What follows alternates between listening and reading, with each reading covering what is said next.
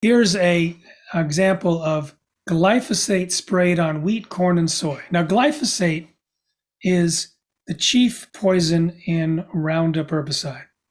When we look at the changes in these graphs, we sometimes see a plot against glyphosate because Roundup is sprayed on Roundup Ready soy and corn, but Roundup is also sprayed on wheat, oats, beans, etc., that are not organic. And a lot of the problems, we don't know whether it's from consuming GMOs or consuming glyphosate or the more dangerous full formulation Roundup. But I will say that there's more research done on Roundup and glyphosate than there is on GMOs. So we can plot the causative pathways directly from the qualities and features and modes of action of Roundup and glyphosate to these particular diseases. So here we have a liver cancer going up in a similar way, in a similar increase to the amount of glyphosate on wheat, corn, and soy. Very high correlation. Now I'm going to show you a number of these charts, and I want to emphasize the correlation does not prove causation, but we have so many other data points supporting a cause and effect that these are kind of outstanding and astounding to look at. So I'm just going to flip through some of the charts quickly, and I'll read the disease, and you can look at the correlation. We have celiac disease, birth defects, newborn metabolic disorders, newborn blood disorders, insomnia, lymph disorders, acute kidney injury, inflammatory bowel disease.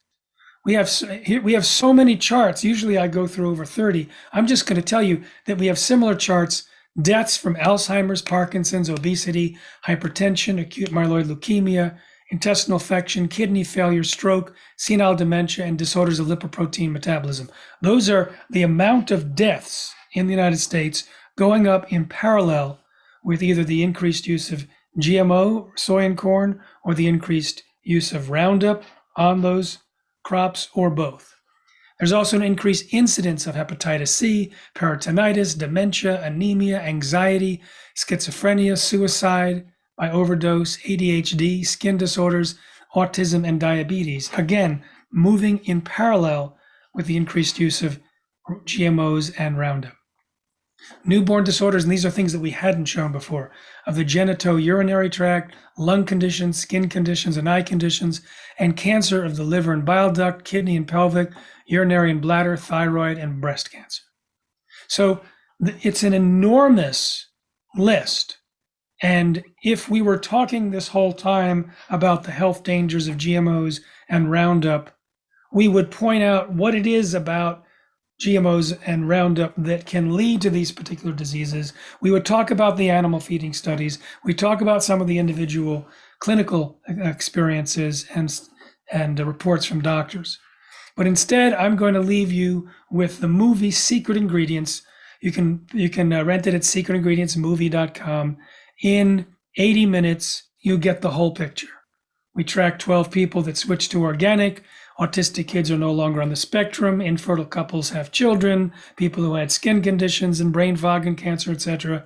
We have doctors explaining these are common results in their practices. And we have scientists explaining why, illustrated by animations that show what happens in the body. So if you are interested, if I haven't yet convinced you to eat more organic than you have, or you want to convince those friends of yours that have been holdouts or members of your family who will run away next time you talk about diet, this is the film to show them.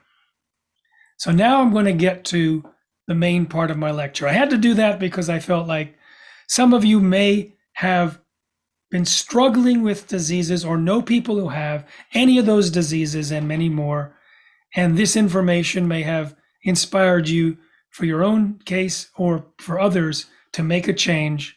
And I didn't want to spend the first part of my lecture ignoring that because it can change your life. So by getting the information out to the world, we have convinced 51% of Americans and 48% of consumers worldwide that GMOs are dangerous. And many of those people are seeking non-GMO and ideally organic foods. And in the GMO space, it's driving companies to get rid of them.